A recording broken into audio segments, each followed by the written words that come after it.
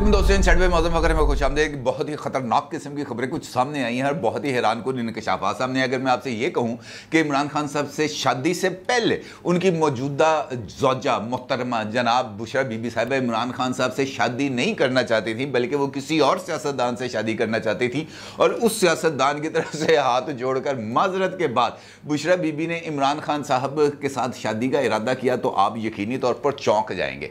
और चौंकने की यकीनी तौर पर सॉलिड वजूहात भी हैं, क्योंकि जिस तरीके से ये सारा वकूफ़ पजीर हुआ था, वो अपने अंदर ही बहुत सारे सवालात रखता था कि जनाब ये अचानक क्या हो गया। 6 हफ्ते पहले इमरान खान साहब से पूछा गया कि जनाब इस किस्म की खबरें आ रही हैं, क्या आप शादी कर रहे हैं? तो इमरान खान साहब ने कहा नहीं नहीं, मैं तो ऐसी कोई, मेरे को तो ऐसी कोई हरकत की आप सोच नहीं सकते। और वही इमरान खान साहब थे जो 6 हफ्ते के बाद इस बात की तस्दीक कर रहे थे कि हाँ मैंने निकाह कर लिया है, बुशरा बीबी बड़ी नेक खातून है, बड़ी फलां है, बड़ी डुमका है। वो बुरी उन्होंने तारीफ़ों के पुल बांध दिए थे कि दीनदार खातून है। अब जो इंकशाफात सामने आ रहे हैं उसने तो बिल्कुल ही कहानी बदल दी। और ये इंकशाफात मेरी तरफ से नहीं आ रहे, उसी शख्सियत की तरफ से आ रहे हैं जिसके पास ये इस वक्त एक डाटे का एक पलंदा मौजूद है। क्योंकि इमरान खान साहब खुद इस बात का एतराफ़ कर चुके हैं कि प्राइम मिनिस्टर की सिक्योर लाइन के ऊपर भी जो गुफ्तगू थी वो रिकॉर्ड होती थी, और वो गुफ्तगू की रिकॉर्डिंग जो है अब वो किसी तीसरे फरीक के पास चली गई। और कुछ ऐसी इंफॉर्मेशन हैं जो हैकर ने अपने जो ट्विटर अकाउंट है उसके ऊपर शेयर की हैं, और वो खासी चौंका देने वाली हैं। और ख़ासतौर पर बुशरा बीबी के हवाले से तो 2-3 इंकशाफात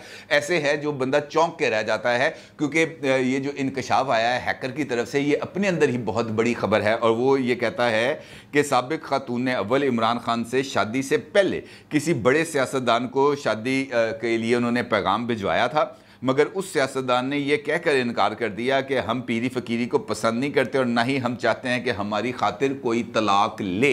ये उस हैकर ने ये बात अपने एक ट्विटर पैगाम के अंदर ये बात को मेंशन किया है। और इसका मतलब ये है कि इस बात के पीछे कुछ ना कुछ सदाकत मौजूद होगी, क्योंकि अब तक जो चीज़ें सामने आई हैं वो इमरान खान साहब की तरफ से पहले इनकार आता है, बाद में उस बात का इकरार आ जाता है। जिस तरीके से ये इमरान खान साहब ने मोईद पीरज़ादा साहब के साथ इंटरव्यू में इस बात का एतराफ़ किया कि बुशरा बीबी ने टेलीफोन कॉल की थी डॉक्टर अरसलान खालिद को, जिसके अंदर उन्होंने कहा था कि फ़र्रा तो बच्ची है, मासूम है, बेगुनाह है, ये देखो सब लोग इसके साथ क्या कर रहे हैं। अच्छा आप इस तरह करें कि इस वाले मामले को गद्दारी के साथ लिंक कर दें। ये ऑडियो आ गई थी सामने। इमरान खान साहब ने इसका इतराफ़ किया है कल रात को मोईद पीरज़ादा साहब के साथ इंटरव्यू में। इस तरीके से ये जो साइफर के हवाले से लेट्स प्ले विद इट, ये वाली ऑडियो भी पहले सामने आ चुकी थी। अब जो इंकशाफात आए हैं सामने वो बड़े हैरानकुन है, क्योंकि इसी वो जो थ्रेड हैकर ने सोशल मीडिया पर जारी किया है उसके अंदर बहुत सारी इंफॉर्मेशन है। मिसाल के तौर पर हैकर ने इस बात का भी इंकशाफ किया है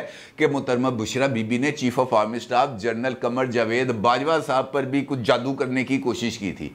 ये इंकशाफ भी सामने आया कि जनरल बाजवा साहब भी निशाना बने। उन्होंने कहा जनरल बाजवा इंजन मंदा एंज मनाओ, इस किस्म की भी सूरत हाल सामने आई। और फिर उस हैकर ने इस बात का भी इंकशाफ किया कि जब ये मामला सामने आया तो चीफ ऑफ आर्मी स्टाफ ने इसके ऊपर बड़ी गर्मी का मुजाहरा किया, और फिर बुशरा बीबी को वज़ीर आज़म हाउस से बाहर जाना पड़ा, और वो फिर कुछ अर्सा लाहौर मुकीम रही। फिर लाहौर से वो चली गई इस्लामाबाद, वो F7 वाले घर में, जहाँ पर वो कुछ अर्सा मुकीम रही। और उसके बाद फिर वो बनी गाला चली गई। उनके लिए वज़ीर आज़म हाउस के दरवाजे बंद कर दिए गए थे।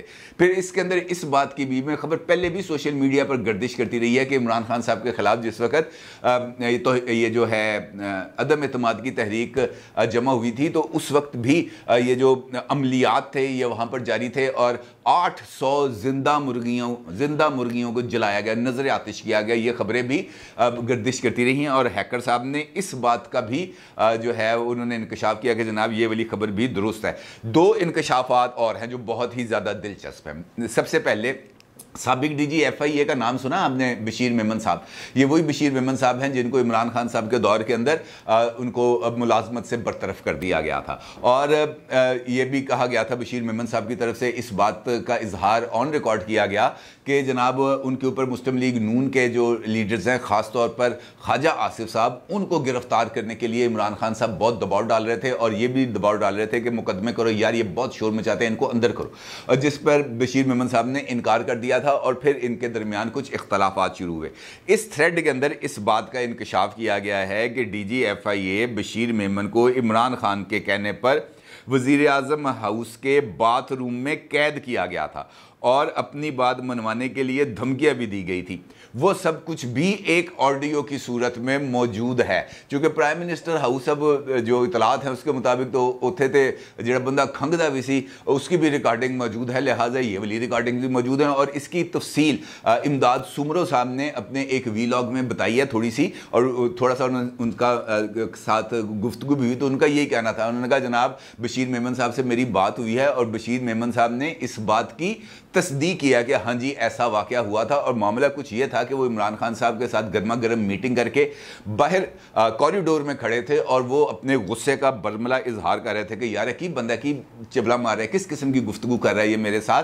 तो जब वो ज़रा थोड़ा सा गुस्से के अंदर ये बातें प्राइम मिनिस्टर ऑफिस के कॉरिडोर में कर रहे थे तो उस वक्त प्राइम मिनिस्टर के जो प्रिंसिपल सेक्रेटरी हैं आजम खान साहब उस वक्त के, वो आए और वो बशीर मेमन साहब को लेकर चले गए और उन्होंने जाके उनको बंद कर दिया। उन्होंने कहा यार गुस्सा ठंडा करे, मामला इस तरह नहीं हल होगा, वो प्राइम मिनिस्टर है, तो कॉरिडोर में खड़े होकर उनको बुरा भला कह रहा है। तो ये मामला उन्होंने तस्दीक की कि इस तरह का वाकया हुआ था। अब ये ऑडियो ये वाला वाकया तो बशीर मेमन साहब, इमरान खान साहब और आजम खान साहब को पता था ना, किसी और को तो नहीं पता था। लेकिन अगर ये बात आ गई है हैकर के इल्म में तो इसका मतलब ये है कि वो जिस बात का इजहार कर रहा है, वो जिस चीज़ का जिक्र कर रहा है कि जनाब ये चीज़ ऑडियो की शक्ल में मौजूद है, तो इसका मतलब ये है कि उसने डाटा सुन लिया, उसको पता लग गया कि जनाब ये चीज़ें हुई थी और अब इसकी तस्दीक भी होती चली जा रही है।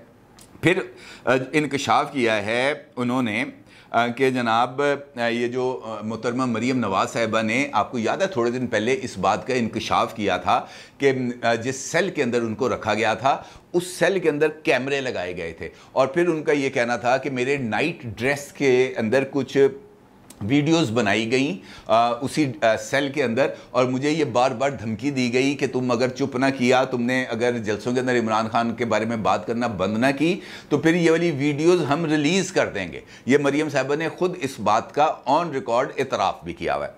इसी लिंक के अंदर वो हैकर साहब ये बताते हैं कि मरीम नवाज़ साहिबा का जो सेल था उसके अंदर जो कैमरे थे वो बुशरा बीबी के कहने पर इंस्टॉल किए गए थे और उन्होंने कहा था कि इसकी वीडियोस बनाओ। ये वीडियोस बनाना बहुत ज़्यादा ज़रूरी है क्योंकि ये इसको कैंडे में रखना बहुत ज़्यादा ज़रूरी है।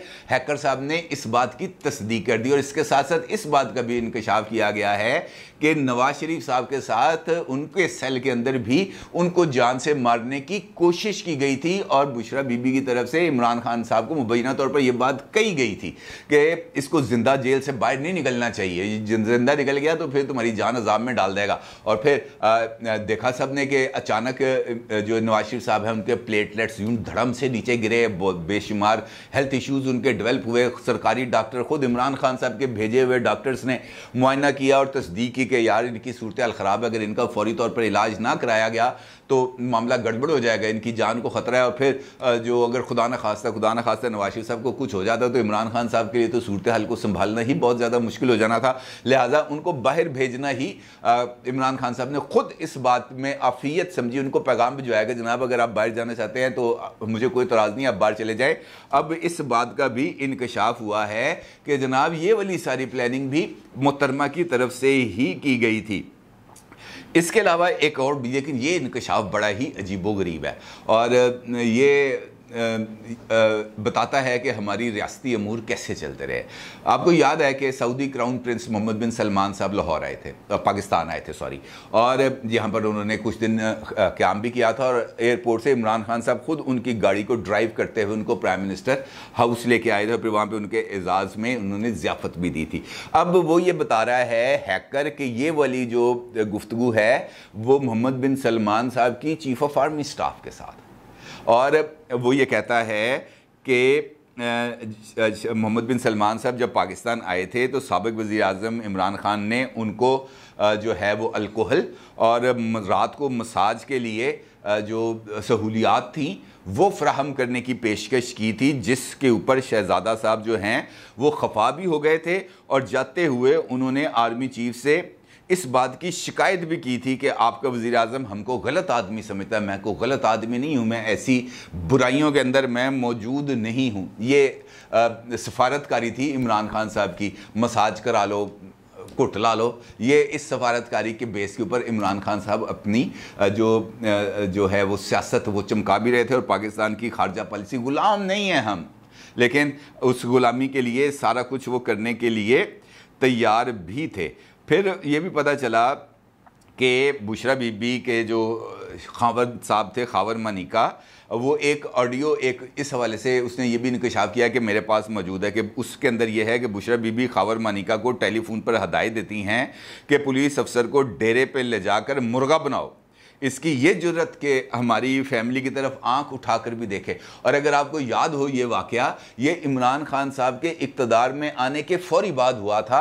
बुशरा बीबी की साहबजादी किसी जगह पर जा रही थी, रास्ते में DPO पाकपतन ने उनको रोका और उनसे पूछा कि जनाब किधर जा रही हैं, फलां फलां, जो पुलिस की एक रूटीन होती है। उस जुर्म के अंदर DPO पाकपतन को फौरी तौर पर ओहदे से हटाया गया और जब तक इमरान खान साहब रहे उसको कोई ओहदा नहीं मिला। और इसके अंदर बुशरा बीबी, वो जो है बुशरा बीबी की करीबी जो थी फरा साहिबा, उनके जो खामन थे गुज्जर साहब, क्या नाम है उनका, शबीर गुज्जर, वो उसके अंदर इन्वॉल्व थे। और फिर मामला सुप्रीम कोर्ट ऑफ पाकिस्तान तक गया जहाँ पर उन्होंने इतराफ़ किया कि जनाब ये हमसे ये मामला हुआ है।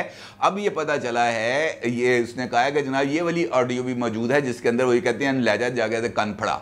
अब सरकारी अफसर के साथ ये सलूक इमरान खान साहब के दौर के अंदर उस शख्सियत की तरफ से सामने आया जिसका सरकारी अमल दखल ज़ीरो था। ख़ातून अव्वल का तो कोई काम नहीं है कि वो मुख्तलिफ लोगों को डायरेक्शन जारी करे कि जनाब एनू फाड़ लो, एनू छड़ दो, इसको इस अफसर को फ़लाँ जगह पे लगा दो, इसको फ़लाँ जगह पे लगा दो। उसको आइन, दस्तूर, कानून इस बात की इजाज़त नहीं देता, क्योंकि ये इख्तियार अगर है तो वो वज़ीर आज़म के पास है, वज़ीर आज़म की बीवी के पास नहीं है। चाहे वो खातून अव्वल है, चाहे वो जितनी मर्जी पीरनी है, चाहे वो जितनी मर्जी फ़कीरनी है, किसी को इसके साथ कोई लेना देना नहीं है। लेकिन अगर वज़ीर आज़म की वो दफ्तर के अंदर सिक्योर लाइन को इस्तेमाल करते हुए डॉक्टर अरसलान खालिद को ये हदायत देती है कि जनाब इसको गद्दारी के साथ लिंक कर दो, तो इसका मतलब ये है कि वज़ीर आज़म ऑफिस हर एक तरीके से बुशरा बीबी के ज़ेरे इस्तेमाल रहा है। और ये चीज़ें इस बात की तरफ सबूत भी उसके आ रहे हैं। फिर एक मुख्तलिफ ऑडियोज़ इस हवाले से भी हैं कि साबिक़ खातून अव्वल का जो बेटा है उस्मान, वो वज़ीर आज़म हाउस में 15 दिन तक रहा और क्या क्या फरमाइशें करता रहा। खावर मनिका का पैगाम भी बुशरा बीबी को दिया, बहन की शादी पर स्पेशल जहाज़ ले जाने और इमरान खान को भी साथ ले जाने की ख्वाहिश का इज़हार किया।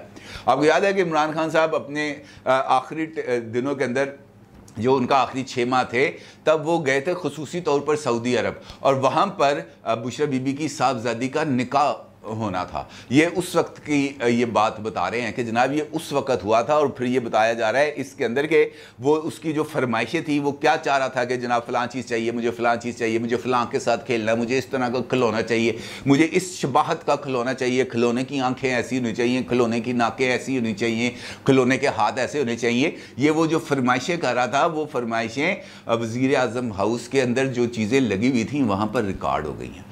और उसमें ये भी है कि जनाब हमने प्राइम मिनिस्टर के खुसूसी जहाज़ पे जाना है, जिसके बारे में इमरान खान साहब कहते थे ये तुम्हारे बाप का पैसा है जो तुम इस पे बैठ के जा रहे हो। याद है जब नवाज शरीफ साहब की हुकूमत थी तो वो जब वो गए थे UN, वहाँ पर उन्होंने खिताब करना था तो उन्होंने कहा ये तुम्हारे बाप का पैसा है, तुम्हारे बाप का पैसा है, इसके अंदर अपने जो है रिश्तेदारों को लेके जा रहे हो, अपने बेटियों को लेके जा रहे हो, नवासियों को लेके जा रहे हो, तुम्हारे बाप का पैसा है। तो ये किसका था भाई? 2 अमली, सर स्टेट अवे 2 अमली, इसके अलावा और कोई सिचुएशन नहीं है। फिर वो ये भी बता रहे हैं इसके अंदर कि साबिक़ खातून अव्वल जनरल फैज़ हमीद को कह रही हैं कि शाहज़ेब खानज़ादा का कुछ किया जाए, ये आदमी हर वक्त हमारे ख़िलाफ़ बोलता रहता है। ये इंकशाफ भी, और सबसे ख़तरनाक इंकशाफ, सबसे ज़्यादा ख़तरनाक इंकशाफ है डॉक्टर आमिर लियाकत मरहूम के हवाले से, जिसके अंदर हैकर ये कहता है कि उसने ये इल्ज़ाम आयद किया है कि आमिर लियाकत साहब की जो अचानक सडन डेथ थी उसमें भी इमरान खान साहब का था। ये उसने इंकशाफ किया अपने इस हैक के उसके अंदर। और उसने ये कहा कि उनकी जो वो थी आखिरी जो ज़ौजा, वो उसके इमरान खान साहब से कोई राब्ते हुए थे और उसने कुछ वक्त भी वहाँ पे गुजारा था। और उसके बाद आमिर लियाकत के ऊपर दबाव बढ़ाने के लिए, क्योंकि आमिर लियाकत जो है वो इमरान खान साहब के कहने सुनने में नहीं आ रहे थे और वो तहरीक अदम एतमाद में इमरान खान साहब के ख़िलाफ़ वोट देने पर तुल गए थे, तो उनको दबाव में रखने के लिए वो, आपको याद है कि आखिरी दिनों में डॉक्टर साहब की कुछ नाजेबा वीडियोज़ आई थी। वो ये कह रहा है हैकर कि ये जो वीडियोज़ थी ये भी उनकी जो थी वो दानिया शाह, उसने ये इनके कहने पर रिकॉर्ड की थी और इन्हीं के हवाले की थी और बाद में वो पब्लिक हुई, ये उसने दावा किया है। और फिर वो ये कहते हैं कि इसी वजह से जज अरशद मलिक का भी पोस्टमार्टम नहीं होने दिया गया था और इसी वजह से आमिर लियाकत साहब का भी पोस्टमार्टम नहीं होने दिया जा रहा, अभी तक नहीं होने दिया जा रहा। ये बड़ा ख़तरनाक किस्म का इंकशाफ है और ये यकीनी तौर पर ये चीज़ें देखनी चाहिए कि यार हम बतौर मुआशरा किस सिमत में जा रहे हैं। हैकर ने इस बात का भी इंकशाफ किया है कि पहले उसके पास कुछ ऑडियोज़ डाटा थे, लेकिन अब उसके पास कुछ डॉक्यूमेंट्री एविडेंसेस भी हैं, कुछ इस किस्म का भी डाटा मौजूद है। वो ये कहता है not just audios and videos, there are documents as well. I have a treasure trove of information, more than 2 GB of PMO data from 2018 to 2022. It does not matter how I got my hands on it. Banigala land cases, minutes of cabinet meetings and many scams. इस बात का वो इंकशाफ कर रहा है कि 2 GB का उसके पास डाटा है जो 2018 से लेकर 2022 तक का जो इमरान खान साहब का टेन्योर है उस पर मुश्तमिल वो डाटा है और कैबिनेट के अंदर जो मीटिंग्स हैं उनके मिनट्स हैं और इसके अलावा जो मुख्तलिफ अहकामात वज़ीर आज़म ऑफिस से जारी किए गए थे वो तमाम के तमाम उसके पास है। और साथ उसने कुछ सैम्पल्स जारी किए हैं कि जनाब ये देखें ये मेरे पास डाटा मौजूद है। उसने ये सैंपल जारी किए। ये सैंपल्स अगरचे तयशुदा कागज़ लग रहे हैं, ये नहीं है कि ये जो कंप्यूटर से प्रिंट है ये फोल्डेड कागज़ हैं, लेकिन ये कहता है कि जनाब मेरे पास इसके अलावा डॉक्यूमेंट्स भी हैं, नेशनल सिक्योरिटी पॉलिसी भी है और मेरे पास वॉल्यूम 10 भी है JIT का, जो पनामा केस के अंदर नहीं हुआ था इमरान जो नवाज शरीफ साहब के ख़िलाफ़ जो 10 वॉल्यूम JIT के हीरो ने इकट्ठे किए थे। वो ये कहता है कि मेरे पास ये JIT का वॉल्यूम 10 भी मौजूद है और इस डाटे की उसने कीमत लगाई है 30 बिटकॉइंस। उसने कहा जी 30 बिटकॉइंस के एवज मैं ये डाटा बेचने के लिए तैयार हूँ। अब इससे आप अंदाज़ा लगा लें कि हमारे जो स्टेट ऑफ अफेयर्स हैं वो किस जानिब हैं। फिर उसने ये सवाल पूछा है हैकर ने, मुझे याद आया, उसने कहा जी इमरान खान बैरून मुल्क क्यों नहीं जा रहे जब से वो इक़्तिदार से हटे हैं। उन्होंने कहा जनाब उनका पासपोर्ट ही उनके पास नहीं है, उनका इमरान खान साहब का पासपोर्ट इमरान खान साहब के पास नहीं है, इसी वजह से वो मुल्क से बाहर नहीं जा रहे। उनका पासपोर्ट किसी और के पास है और जब तक वो पासपोर्ट उनको मिलेगा नहीं वो मुल्क से बाहर नहीं जा सकते। इसका मतलब ये है कि बहुत सारी चीज़ें जो है वो गड़बड़ है। ये जो चीज़ें, ये जो टिप ऑफ द आइसबर्ग सामने आई है ना, इसका मतलब ये है कि ये एक बहुत बड़ा तूफ़ान है जो इस मुल्क में आने जा रहा है। इससे अंदाज़ा लगाया जा सकता है, मुझे नहीं पता कि हैकर की कही हुई ये बातें दुरुस्त हैं या गलत हैं, ये अल्लाह बेहतर जानता है, लेकिन जो एविडेंसेस वो दे रहा है, जो हालात और वाक़यात की वो निशानदेही कर रहा है, वो मैंने आपको माजी के वाक़यात के साथ जोड़ के बताया है कि माजी में ये हुआ था लेकिन उसके अंदर की चीज़ें हमें नहीं पता थी।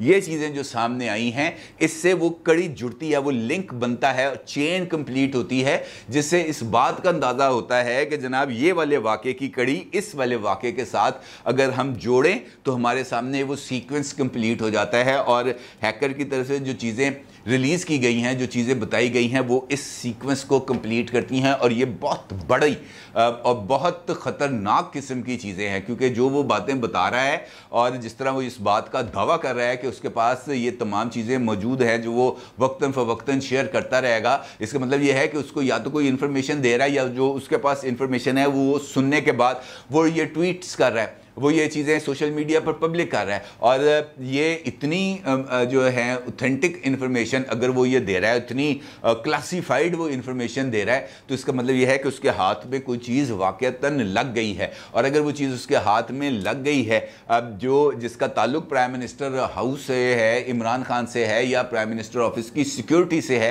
तो ये एक बहुत बड़ा सवाल है। और ये वजह है कि इमरान खान साहब बार बार अब इस बात का जिक्र कर रहे हैं कि ये सिक्योरिटी ब्रीच हुआ है।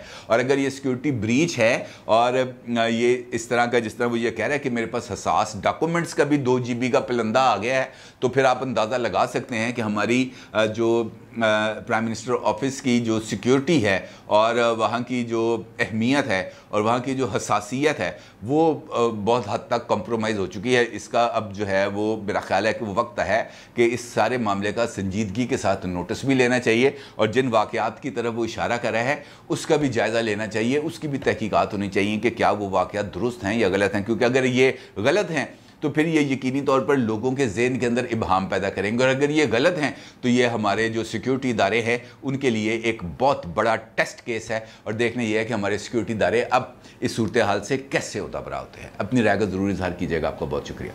अल्लाह हाफ़िज़।